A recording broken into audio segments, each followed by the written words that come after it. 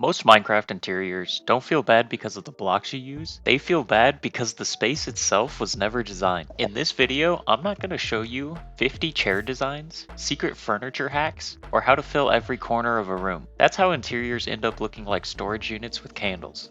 Instead, I'll walk you through how experienced builders think about interiors, starting with space, then the flooring and the ceiling, different height changes, and lighting and details, so that you can design interiors that feel intentional before you start decorating. And it all starts with one decision that most players skip: space and purpose. Before we touch furniture, lighting, flooring, any of that, we have to talk about the one thing that decides whether or not your interior will feel good: space. This may not be the most exciting step, but it will really set you up for success. And you have to decide what the interior is for, not just a house. Like, what is actually going on inside that interior? In survival, this list can typically look like storage or a crafting area, maybe a furnace wall, a bed, a bedroom. But if you don't decide that now, you'll end up doing what everyone else does, and that's just placing random objects until the room stops feeling empty. And that's not design, that's panic. For me, I'm going to turn this interior into a potion shop. Just a small little potion shop, nothing too big.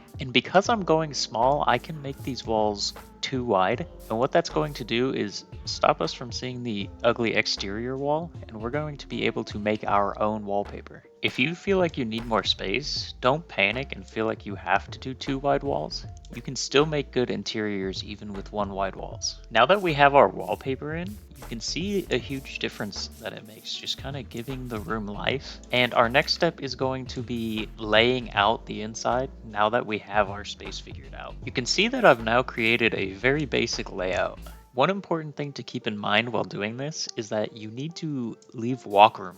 Leave space throughout the build where you want people to walk through. My thought process while I was laying this out was just that I wanted someone to be able to work behind the desk here. I wanted a seating area for customers that maybe are waiting on their potions to brew still. And then I wanted to add some storage and brewing potion stands. But before we get into building this, we're going to talk about floors and ceilings. A mistake that people will usually make at this point is they will just start filling it in and adding the details to their layout. But if we look up and down, we still have flat and boring spaces. There will be times when your ceiling is not tall enough to put a design on it, and that's okay. But for this build, I think we have enough space, so I'm gonna go ahead and add a ceiling design. I made a ceiling design just using alternating birch slabs and spruce trapdoors. I wanted to brighten it up a little bit by using the birch wood, but you can already see how doing every single step is elevating our build each and every time. So let's go ahead and do the same thing for the floor. And now we have our ceiling and floor finished.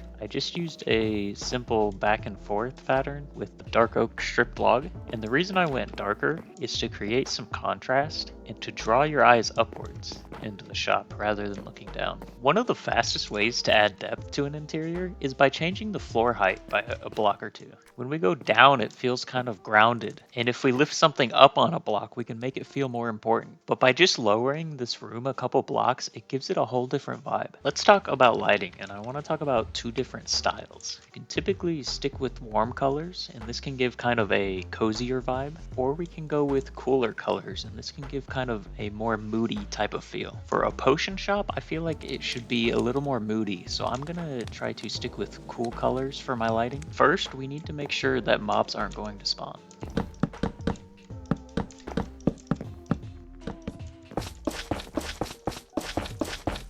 We're going to cover that up with a rug, so don't worry. Go ahead and get rid of our torch spam.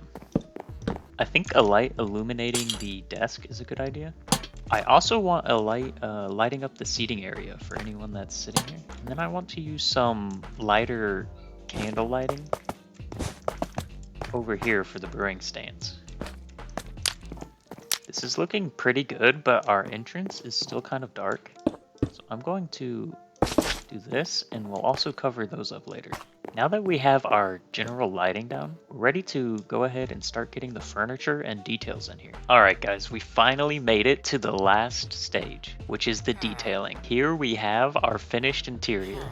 There are so many tips and tricks for interior details out there. There are so many table and chair designs, so many rug ideas, and so many shelving options. I'm not going to tell you how to do these block by block because you can get inspiration from so many different places. There's not really a right answer. The best advice I can give is think about the style you're building in and try using reference images. Another thing to ask yourself, for every single detail, ask what job is this doing or what is its purpose? These barrels are here not for looks, but for storage for these different potions. These brewing stands are here to actually make the potions. This is the seating for customers waiting for their potions. If you can't describe the purpose for a detail, then it's probably just noise and doesn't really belong in the build. If you have one detail that is louder than the whole room, then it's probably not really helping. I'll go ahead and show you some of the interior tips and tricks I use, but just know that there are a lot of different options for this and you can do whatever really. Candles are very important and can give you mood lighting. I use extinguished campfires a lot, both in interiors and exteriors,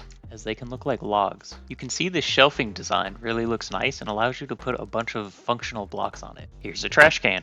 Barrels and lots of storage, not only because they look nice, but because they're functional as well. Sometimes when I'm doing interiors, I will literally open up the menu, go to the functional blocks, and just scroll through here and think, what can I use and what will look good? If something looks like it can be removed without consequences, then it probably should. Plants are also a great option, but they're easy to overdo, and once they're everywhere, they're not so great. Another good tip to keep your walls from being so bare is to add paintings. They can not only hide light sources, but they can help fill the empty spaces at the end. Details should support the room, not compete with it.